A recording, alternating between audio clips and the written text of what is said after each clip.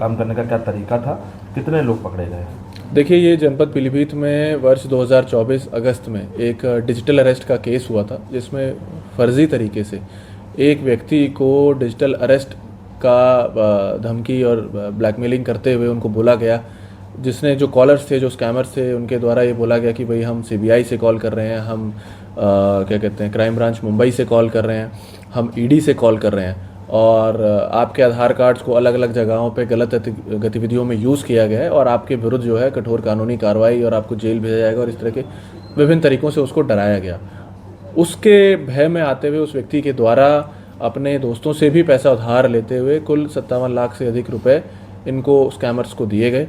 2024 अगस्त की ये घटना थी। इस पे हमारी टीम लगी हुई थी, और हाँ, खुशी की बात यह है कि एक साल बाद उस गैंग को पकड़ा गया है। उस गैंग के विभिन्न अंग हैं जो अलग अलग तरीके से ये काम करते हैं, जिसमें जिन लोगों के पास ये पैसा गया था, उस गैंग के 5 व्यक्तियों को गिरफ्तार किया गया। इन लोगों के द्वारा पैसा लिया जाता है, पैसा लेके उसके बाद उसको अलग अलग जगह डिस्ट्रीब्यूट कर दिया जाता है, डिस्ट्रीब्यूट करके विभिन्न अकाउंट्स के थ्रू विड्रॉ कर लिया जाता है, ताकि एक जगह कोई भी ट्रेल ना फंसे और पैसे को होल्ड कराने से पहले ही उस पैसे को विड्रॉ कर लिया जा सके।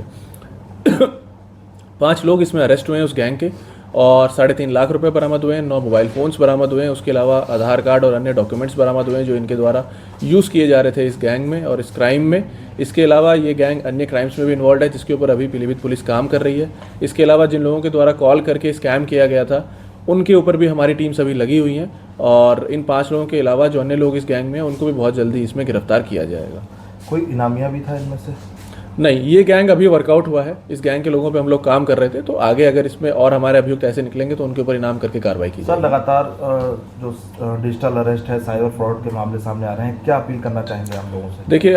हम एक ये अपील ज़रूर करना चाहेंगे सभी लोगों से कि डिजिटल अरेस्ट नाम की कोई कानूनी प्रक्रिया नहीं है। तो सबसे पहले तो ये चीज़ समझ लीजिए कि किसी भी प्रकार से कोई भी आपको फ़ोन पे अगर डिजिटल अरेस्ट का या किसी प्रकार के अरेस्ट का बहाना देके पैसे मांग रहा है, तो वो संपूर्ण रूप से फ्रॉड केस है। दूसरी बात, अगर किसी भी प्रकार का साइबर फ्रॉड, आप पैसा किसी को दे रहे हैं या आपका पैसा निकल जा रहा है या आपने कोई ऐप डाउनलोड कर लिया, अकाउंट से विड्रॉ हो गया, कृपया करके तुरंत आप 1930 पे कॉल कर दीजिए। बहुत सिंपल नंबर है,